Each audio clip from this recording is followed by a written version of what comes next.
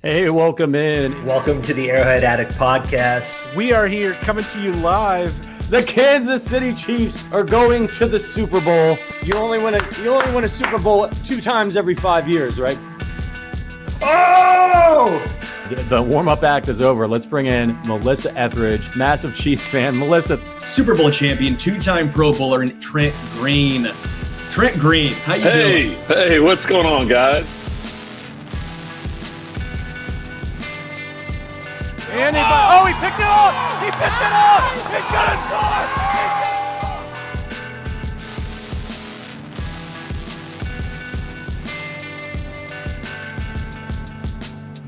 and we'll see you next week. But until then, as always, go Chiefs.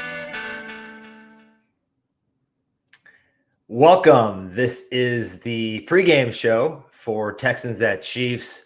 I'm the blog father, Adam Best. I'll be flying solo today. No Matt Connor because of the holidays. Producer Richard is helping me. I guess we're going to kind of do a Q&A. You guys are going to send over comments and questions, and I'm going to respond to them.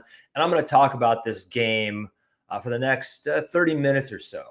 Hey, Sean, let's go Chiefs. I agree. Let's go Chiefs. Let's take care of business and get one step closer to the 1 seed, to clinching that 1 seed and giving ourselves a bye. I'd love for the Chiefs to take care of business today against the Texans, take care of business on Christmas Day versus the Steelers, and then they don't even have to play Week 18 versus the Broncos. It doesn't matter what the Broncos do. They get, a bunch of time off, let the veterans feel good for that second round divisional game. So I'm going to start off with the inactives today, just to get that out of the way. For the Chiefs, the inactives are safety / slot Shamari Connor. He had the concussion last week. Joshua Uche, defensive end. This is a little hard to take. The Chiefs traded for Joshua Uche. He's a guy that 2 years ago had 12 sacks. And I guess he's just not a fit for the Spag system. Granted, they didn't give up a lot to get him, but a little disappointing. Guard CJ Hansen is out. Tackle DJ Humphreys is out still with the hamstring. Hopefully he can get right for the postseason, because I don't think Joe Thuney at left tackle is ideal. I love Joe Thuney. I think he might be the best guard in the NFL. I think he probably is the best pass blocking guard in the NFL. But you move him to left tackle, he loses a little something. He has 32-inch arms. He's not really best suited to play there. He gave up 10 pressures last week. Now, granted, that was against Myles Garrett, the best edge in the league, the best edge rusher in the league, and a genetic freak of nature. So I'm not going to judge him too harshly for that. He's still getting acclimated to the position. Hasn't played that many snaps at left tackle. Let's see how he does today. He's got another challenge in front of him with Will Anderson and Danielle Hunter. And Salafi, I appreciate it on the hat. I love the old school cursive Clark Griswold. Any color they have it, I'm snatching it. So Ethan Driscoll, tackle, is also out. Marlon Tuipulotu, defensive tackle, is out. And then Malik Herring is the last guy on the Chiefs inactives. Let's run through the Houston Texans inactives really quick. Angry Duncan German says Chanel is a beast. Is he for sure out today? I don't see Leo Chanel on the inactives. The inactives were posted about an hour ago. So I do not see him on the inactive list. Let's check out what the newest news is on him. Yeah, he's going through warmups. I think he's set to play. So the Houston inactives: wide receiver John Mechie, linebacker Devin White, old friend from the Buccaneers, defensive end Jerry Hughes, who's a good player for sure, guard Nick Broker, center/guard Juice Scruggs, great name, tight end Cade Stover, the rookie out of, I believe, Ohio State, and defensive tackle, oh my God, Florenzo Fatukasi. I probably butchered that, but yeah, I think Chanel was sick. That's what I heard. And also, probably the biggest news is the debut, at least regular season debut of one Hollywood Brown. Marquise Brown is finally back after that shoulder clavicle joint injury that he needed surgery on. And basically this 1 year prove it deal he took with the Chiefs, which is a great deal for the Chiefs and really a great deal for him because he gets to play with Patrick Mahomes and Travis Kelce and Andy Reid and kind of blow up his stats a little bit, then go out on the market again. Well, he didn't get to do that. So this is really his chance, these last couple games and then the playoffs, to both show the Chiefs and the rest of the league that he still got it. I think Hollywood Brown has been a little misunderstood. I think people think he's kind of the speed only deep threat.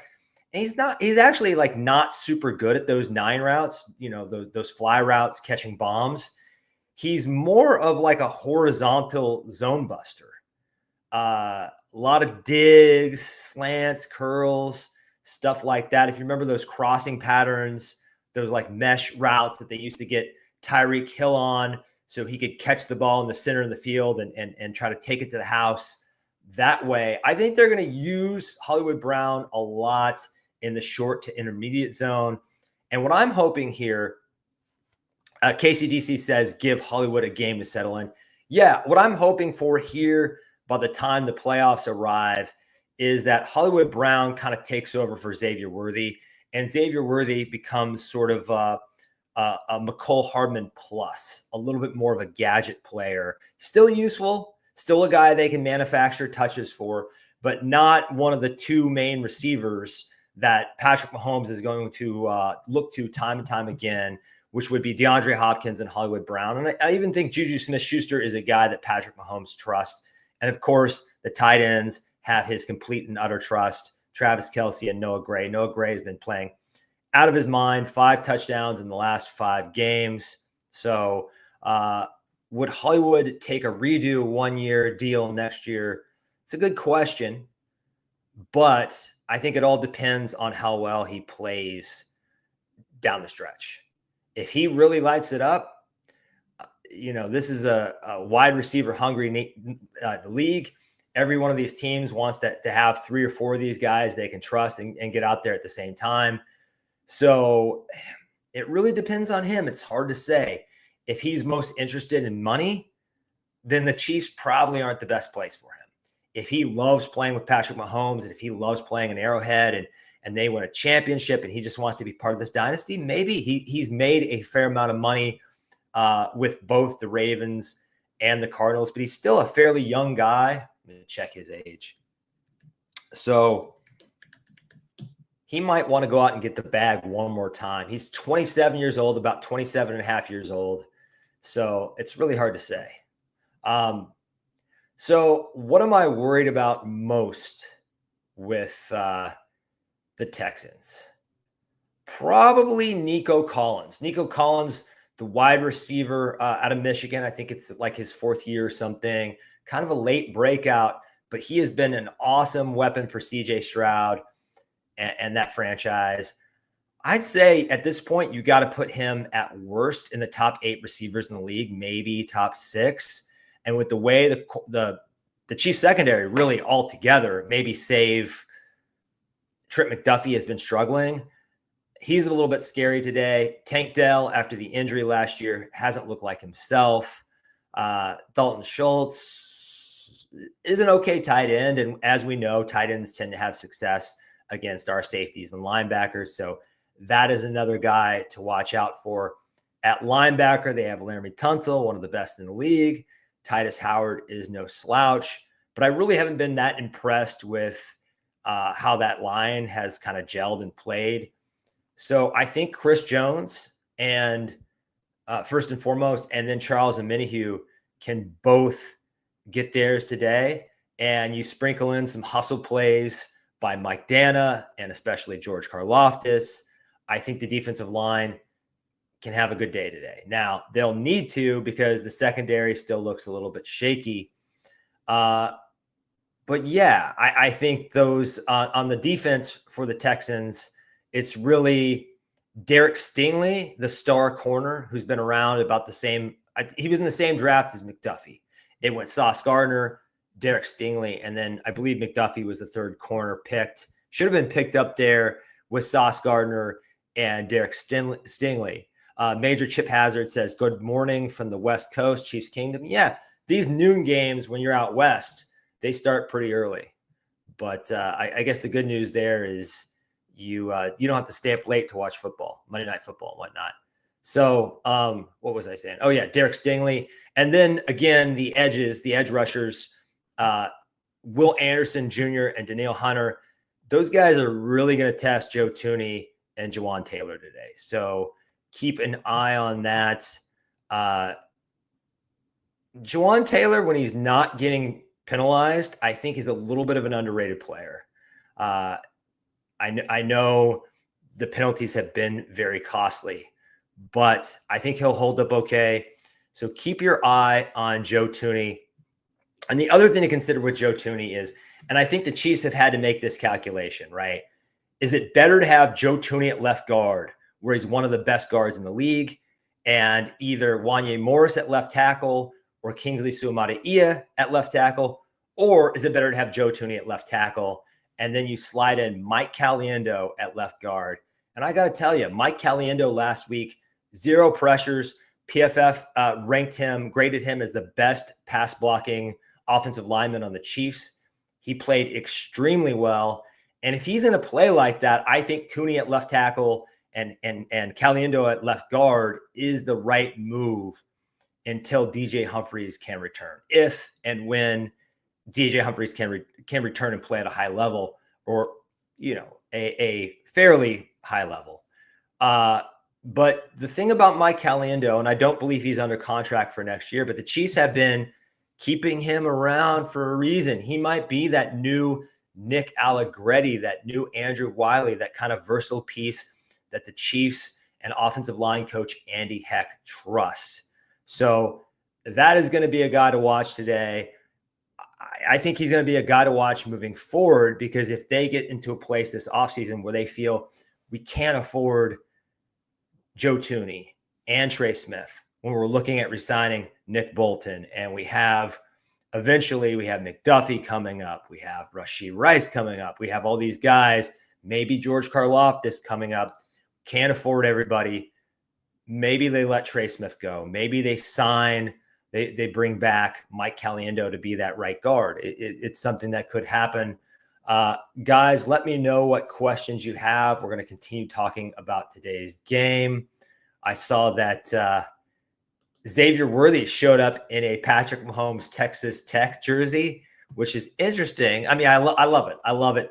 Him repping his quarterback like that. But he went to Texas. He's a Longhorn, and he's out here wearing a Red Raiders jersey. That was interesting. I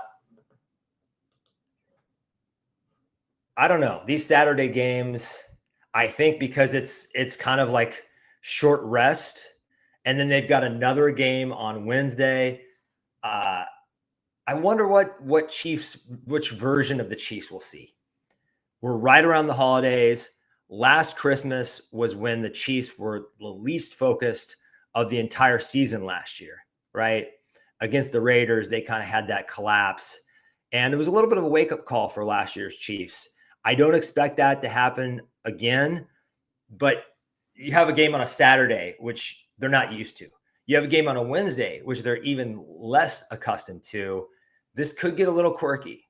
My hope is that the Chiefs feel the Buffalo Bills nipping at their heels and just say, we can't screw around. We have to take care of business. I do think the Texans are a little disappointing. This offseason, Sterling and I particularly talked about this team quite a bit. I thought the Ravens were still the number 2 team in the conference. Sterling thought the Texans, we might have both missed on the Bills, but the Texans are 9-5. So not really what they wanted. I think CJ Stroud has had a little bit of a sophomore slump, if you will. Sean asked, do you think Worthy and Brown will get the deep threat going? Oh, man, I don't know. I'd like to say yes, but like I said earlier, I don't think Hollywood Brown is this deep ball ace or anything. He definitely has the speed. He's had some drop issues on those type of routes and passes in the past with Lamar Jackson, less so with Kyler Murray, but they used him a little differently in Arizona. And as we've seen with Xavier Worthy, he and Mahomes just do not have good chemistry. They're not on the same page. That's not necessarily a bad omen for the future. I said this on Wednesday with Patrick. If you're comparing Xavier Worthy even to Rashee Rice, well, as a rookie, Rashee Rice was 2 years older than Xavier Worthy. Xavier Worthy is 21 years old. So still very early in that project, but they don't have good chemistry, especially on the long ball. And if there's one area Mahomes is struggling the most, it is on these long passes. He just does not have the touch right now. He might even have a little bit of the yips. I don't know what's going on. It's never really been the strongest part of his game. I think perhaps we overrated that part of his game because, and look, this is the best player in the league. So we are really picking nits here. But when he had Tyreek Hill is one of the best ball adjustment guys, the best ball trackers in NFL history. So I think playing with Tyreek Hill maybe skewed our perception of Mahomes as a deep passer. And maybe he'll refine his groove with these two speedy weapons. But I just don't think that's how the Chiefs really want to play. And I don't think that's really something that Mahomes has in his arsenal. Something that he can reliably hit time and time again. Now he can do everything else. He's the best tactical scrambler in the league. He's insanely accurate. He can make every throw you want him to. So I'm not really worried about that. Let's see.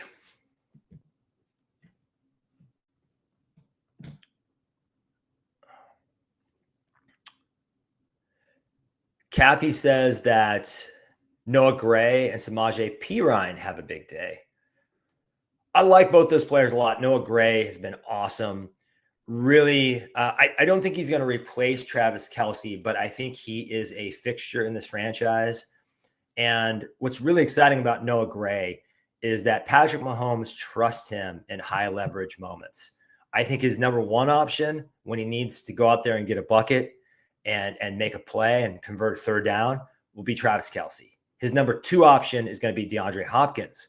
But the fact that he looks to Noah Gray, probably third, really warrants the contract Noah Gray got this offseason, especially when you consider Noah Gray's always in the right place. He has incredible hands. He doesn't drop balls.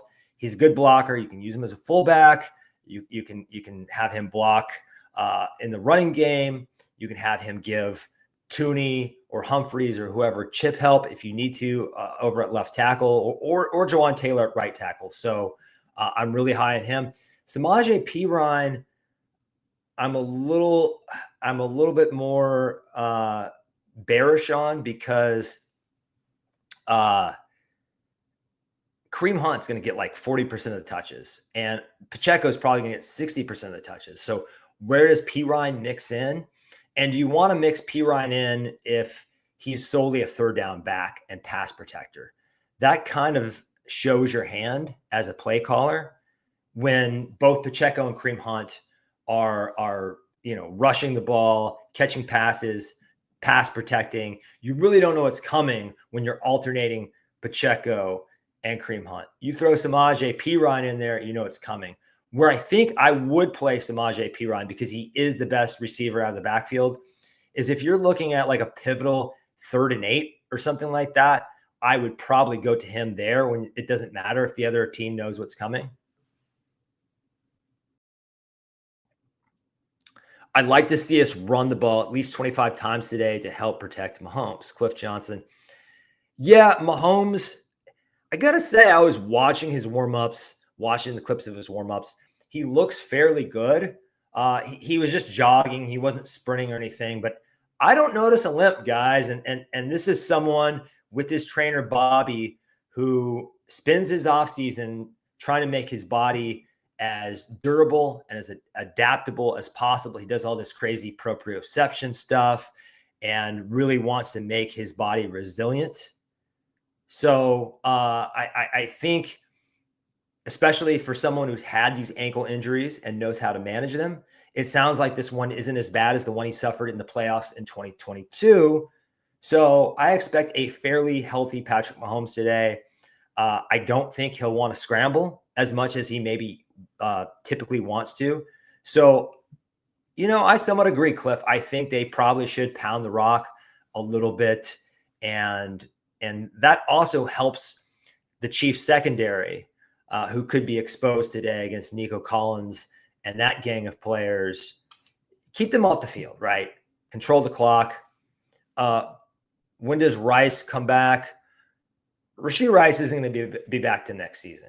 So, unfortunately, he's also staring down a suspension for the reckless driving, whatever you want to call that incident. So, I don't know. It could be well into the 2025 season before we see Rashee Rice again. Marino's legacy, interesting. Presumably a Dolphins fan says we've got to re-sign Trey Smith, though. Hey, I agree. Personally, I would if it came down to Nick Bolton versus Trey Smith, protecting Patrick Mahomes has to be the priority there. He is a billion-dollar quarterback, perhaps the greatest player we've ever seen, and he consistently gets banged up. You have to protect him. The Chiefs learned that lesson in Super Bowl 55 against the Tampa Bay Buccaneers. I think Nick Bolton is a great leader. He's a above average linebacker. On his best days, he's a pretty good linebacker. I'd say as far as inside linebackers go, he's top 12-ish. We shouldn't get carried away, though, because he's a local guy and because, he's a likable guy. Especially at a position that I don't want to throw too much shade at it. But I think the more spread out the NFL has become, the less important linebacker has become. And as we know, everything starts in the trenches, especially on the offensive line, when you have an offensive coach and a great quarterback. So I would lean towards signing Trey Smith. I think if the Chiefs really want to get aggressive with the cap, which they usually don't, there's room to bring them both back. We'll just see how that shakes out. Let's see what we got here. Stroud ain't bad, but he's still developing. I don't think they can win more than one playoff game. We'll see. Javier Sosa. No, we keep Nick Bolton, that Spags guy. Yeah. I mean, Spags. So Spags really values intelligence out there, intelligence and experience. This is why it frustrated Chiefs fans to no end, but he was playing Dan Sorensen over Juan Thornhill several seasons back, even though Dan Sorensen had clearly lost a step and didn't have a step to lose in the first place. So he values that. That's why Jaden Hicks probably isn't getting on the field as much as we'd like him to. Justin Reed, obviously, is very sharp back there. And Brian Cook has more experience. Chamari Connor has more experience.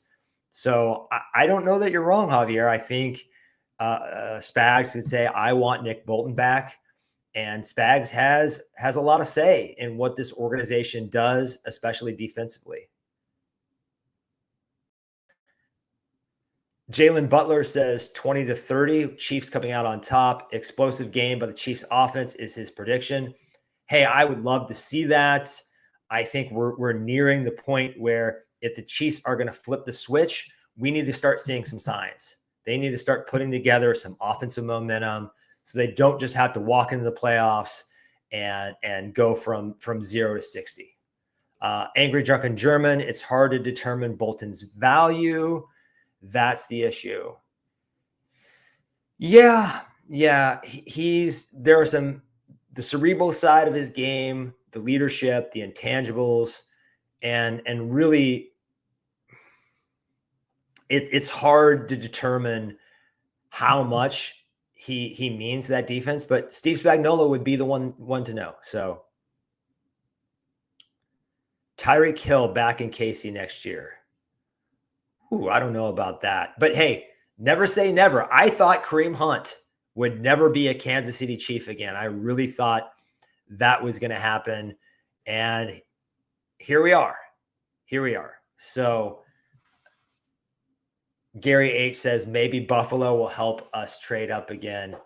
Unbelievable, right? Unbelievable.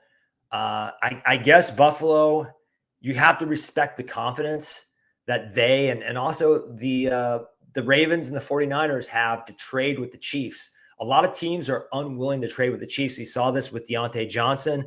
It sounded like the Chiefs were interested in him. The Steelers said, no way in hell we send him to Kansas City when they're in the same conference as us. Well, I was about to say something about Deontay Johnson, but Javier says we have too many receivers on the roster. Yeah, I don't think so because Hopkins is not under contract. Hollywood Brown's not under contract. I don't even think McColl is under contract. Justin Watson, just a guy.